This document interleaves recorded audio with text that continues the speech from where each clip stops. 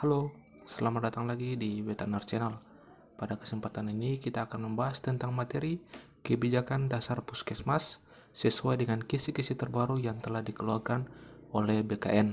Kita akan langsung masuk saja pada pembahasan. Pada materi video kali ini, kita akan mempelajari tentunya tentang keputusan Menteri Kesehatan Republik Indonesia nomor 128-Menkes-SK-2-2004 tentang Kebijakan Dasar Pusat Kesehatan Masyarakat Menteri Kesehatan Republik Indonesia yang ditetapkan di Jakarta pada tanggal 10 Februari 2004 oleh Menteri Kesehatan Dr. Ahmad Sujudi. Pada pembahasan, bab 1 pendahuluan. Konsep puskesmas sudah ada sejak tahun 1968.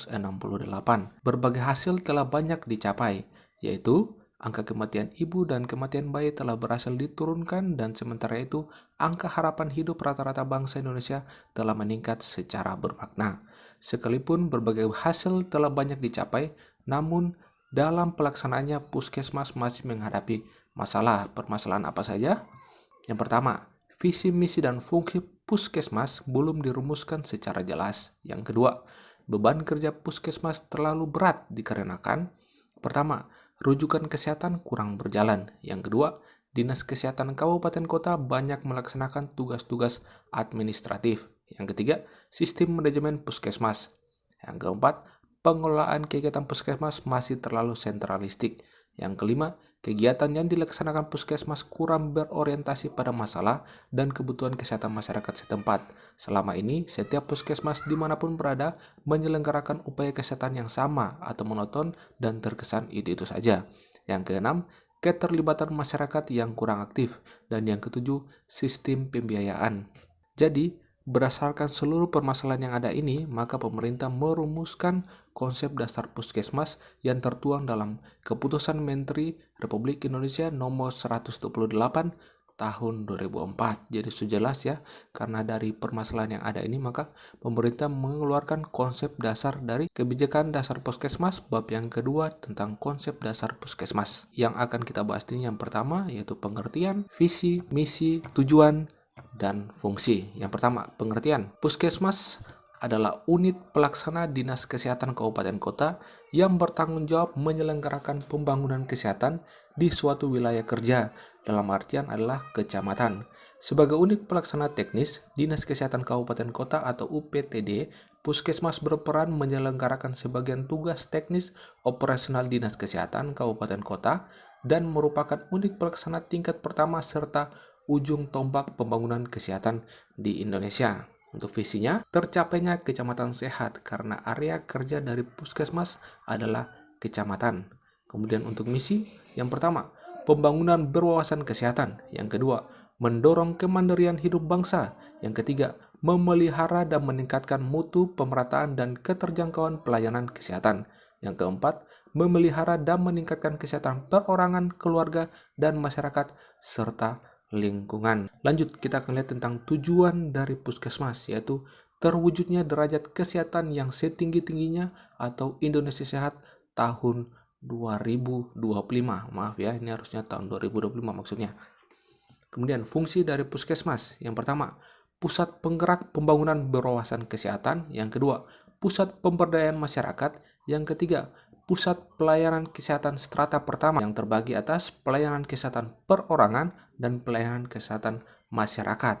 Note, untuk tercapainya misi puskesmas yaitu kecamatan sehat diperlukan 4 indikator utama, yakni lingkungan sehat, perilaku sehat, cakupan pelayanan kesehatan yang bermutu, dan yang keempat derajat kesehatan penduduk kecamatan. Jadi untuk permasalahan yang pertama tentang visi, misi, dan tujuan yang belum jelas, saya rasa sudah jelas untuk kita.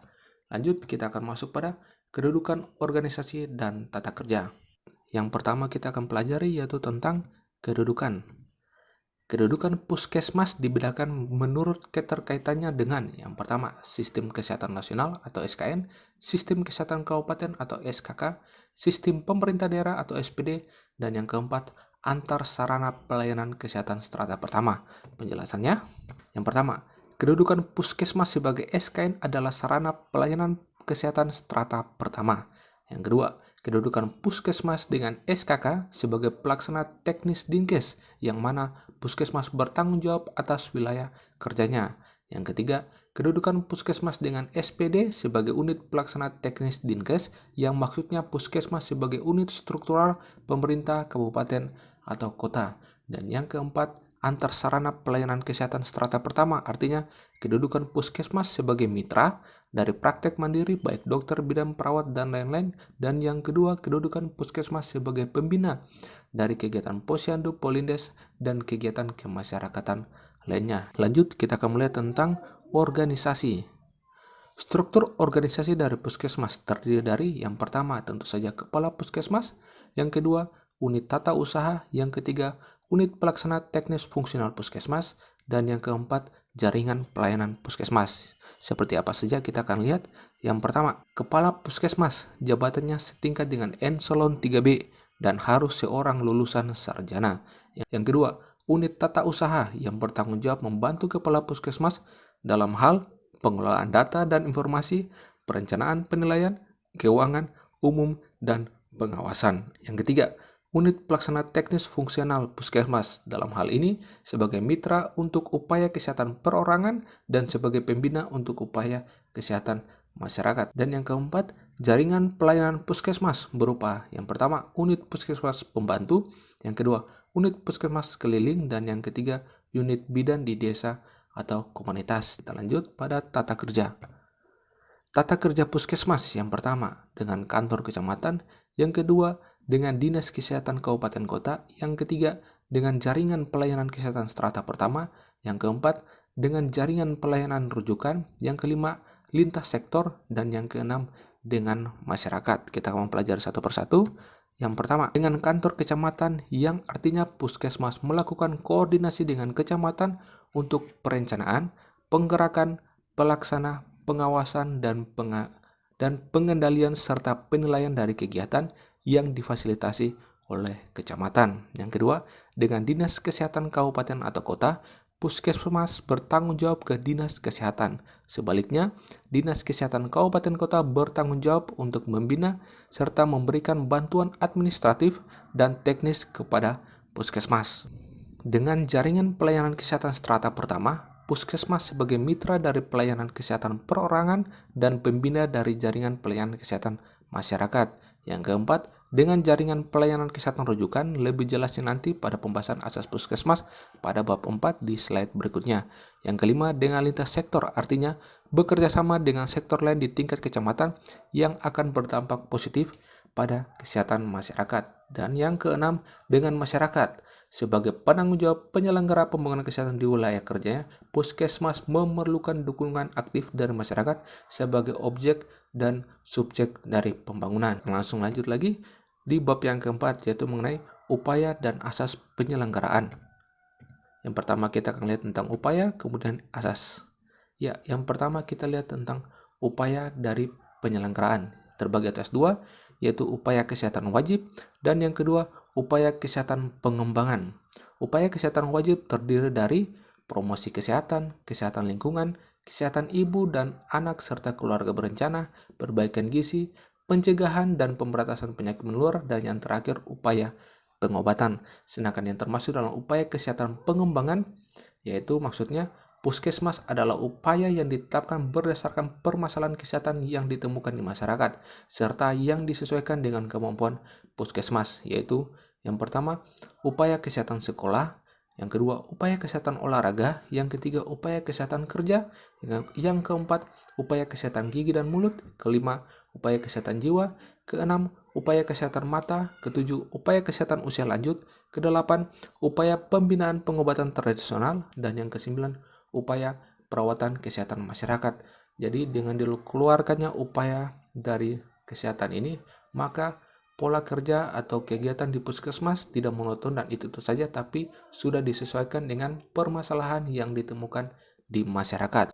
Catatan, apabila Puskesmas belum mampu menyelenggarakan upaya kesehatan pengembangan, padahal menjadi kebutuhan masyarakat, maka Dinas Kesehatan Kabupaten Kota bertanggung jawab dan wajib untuk menyelenggarakannya. Lanjut, kita akan masuk kepada pembahasan asas. Yang pertama, ada asas pertanggungjawaban wilayah. Yang kedua, ada asas pemberdayaan masyarakat. Yang ketiga, ada asas keterpaduan. Dan yang keempat, ada asas rujukan. Kita akan bahas satu persatu. Yang pertama, asas pertanggungjawaban wilayah. Wilayah kerja dari puskesmas adalah sekecamatan, sudah jelas ya. Maka puskesmas perlu meningkatkan derajat kesehatan masyarakat dengan cara yang pertama, menggerakkan pembangunan berwawasan kesehatan di berbagai sektor tingkat kecamatan. Yang kedua, memantau dampak daripada pembangunan kesehatan. Yang ketiga, membina setiap upaya kesehatan baik perorangan maupun masyarakat. Yang keempat, menyelenggarakan upaya kesehatan secara merata dan terjangkau. Yang berikut adalah mengenai asas pemberdayaan masyarakat. Diwujudkan dalam bentuk upaya kesehatan pengembangan. Jadi, kalau teman-teman ingat, sebelumnya itu ada dua upaya, yaitu upaya kesehatan wajib dan upaya kesehatan pengembangan. Dan untuk asas pemberdayaan masyarakat ini diwujudkan dalam bentuk upaya kesehatan pengembangan. Yang pertama, ada upaya kesehatan ibu dan anak diwujudkan melalui kegiatan posyandu, polindes, dan bina keluarga balita. Untuk yang kedua, ada upaya pengobatan yang dilakukan melalui posyandu dan pos obat desa. Yang ketiga, ada upaya perbaikan gizi yang dilakukan melalui posyandu, panti pemulihan gizi, dan keluarga sadar gizi atau kadarsi. Dan ada upaya-upaya selanjutnya yang teman-teman bisa baca saja sendiri. Kita akan masuk pada asas yang berikut, yaitu asas ada dua macam asas keterpaduan yang perlu diperhatikan, yakni A. Keterpaduan lintas program.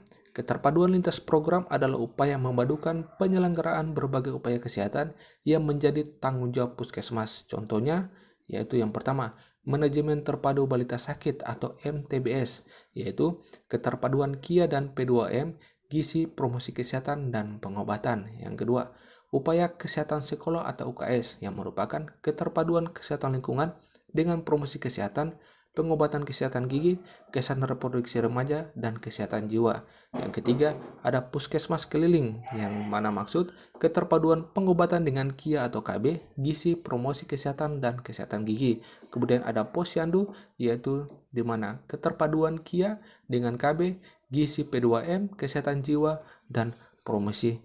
Kita akan lihat yang berikut, yaitu keterpaduan lintas sektor. Jadi kalau sebelumnya ada keterpaduan lintas program, yang sekarang kita masuk pada keterpaduan lintas sektor. Contohnya adalah upaya promosi ke sekolah, yaitu keterpaduan antara sektor kesehatan dengan camat, lurah, kepala desa, pendidikan agama. Kemudian yang kedua, ada upaya promosi kesehatan, yaitu keterpaduan antara sektor kesehatan dengan camat, lurah, kepala desa, pendidik, agama, dan pertanian. Kemudian ada upaya kesehatan ibu dan anak, terdiri dari keterpaduan sektor kesehatan dengan camat, lurah, kepala desa, organisasi profesi, organisasi kemasyarakatan, PKK, PLKB. Jadi teman-teman sudah bisa mempunyai gambarannya untuk keterpaduan lintas program dan keterpaduan lintas sektor. Jadi kita langsung lanjut saja. Ya, kita akan masuk pada pembahasan berikut, yaitu mengenai asas rujukan. Jadi mengenai asas rujukan ini ada dua, yaitu rujukan pelayanan kesehatan perorangan, dan yang kedua, rujukan pelayanan kesehatan masyarakat. Untuk lebih memudahkan kita, saya menggunakan istilah pasien dan wabah. Jadi yang pertama, upaya kesehatan keluarga mandiri. Jadi ketika pasien keluarga, maka otomatis dia akan dibawa ke yang pertama, posyandu atau polindes, itu sebagai rujukan pertamanya.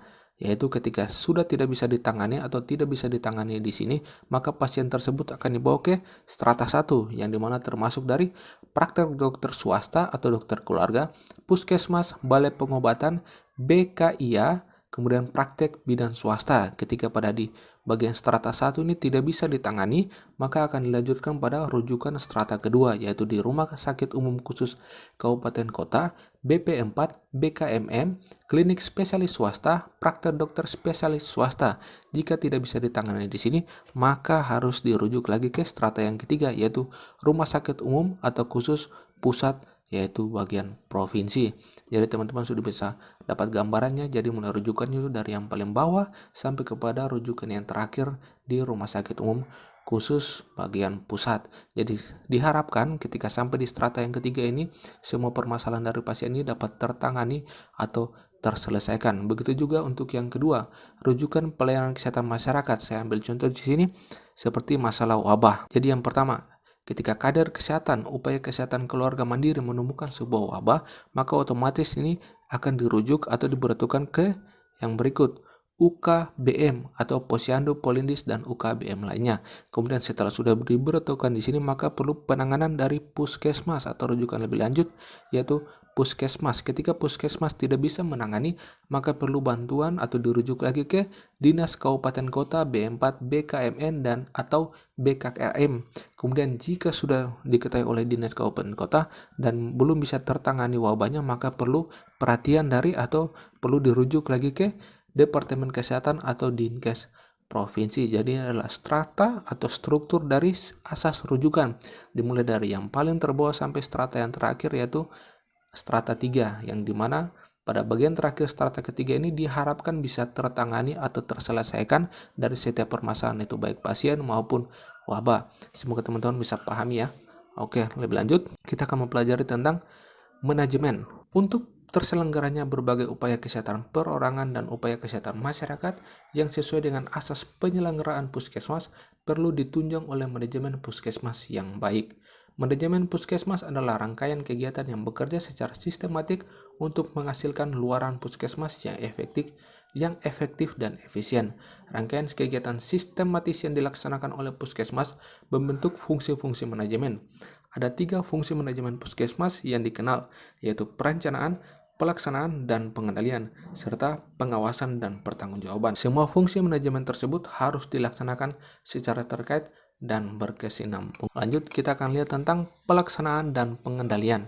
Yang pertama, pengorganisasian dilakukan dengan cara menentukan para penanggung jawab dan para pelaksana kegiatan serta melakukan kerjasama tim lintas sektoral. Yang kedua, penyelenggaraan, yaitu pelaksanaan kegiatan. Yang ketiga, kendali mutu, yaitu prinsip program kendali mutu adalah kegiatan kepatuhan terhadap berbagai standar dan pedoman pelayanan serta etika profesi yang memuaskan pemakai jasa pelayanan. Yang keempat, kendali biaya adalah kepatuhan terhadap berbagai standar dan pedoman pelayanan serta etika profesi yang terjangkau oleh pemakai jasa pelayanan. Yang kelima, pemantauan dan penilaian. Yang berikut di bagian manajemen juga yaitu pengawasan dan pertanggungjawaban. Yang pertama, pengawas. Pengawasan itu ada 2, yaitu pengawas internal dan pengawas eksternal. Untuk pengawas internal langsung dilakukan oleh atasan langsung dan pengawasan eksternal oleh masyarakat, dinas kesehatan, dan institusi pemerintah terkait. Sedangkan untuk penanggung jawabnya yaitu kepala puskesmas selaku penanggung jawab. Jadi itu adalah bagian mengenai manajemen daripada puskesmas. Lanjut, kita akan masuk pada pembiayaan. Yang pertama dari pemerintah, yang kedua dari pendapatan puskesmas, dan yang ketiga dari sumber lain. Pemerintah, dana yang disediakan oleh pemerintah dibedakan atas 2 macam, yaitu yang pertama dana anggaran pembangunan yang mencakup dana pembangunan gedung, pengadaan peralatan serta pengadaan obat, dan yang kedua dana anggaran rutin yang mencakup gaji karyawan, pemeliharaan gedung dan peralatan, pembelian barang habis pakai serta biaya operasional. Yang kedua, pendapatan puskesmas berasal dari pembiayaan wajib ketika berobat. Dan yang ketiga, sumber lain, yaitu bersumber dari PT Askes dan PT Persero Jam Sostek atau dikenal saat ini yaitu BPJS Kesehatan dan BPJS Ketenagakerjaan, dan ada JPSBK atau PKPSBBM. Untuk membantu masyarakat miskin, pemerintah mengeluarkan dana secara langsung ke puskesmas. Pengelolaan dana ini mengacu pada pedoman yang telah ditetapkan.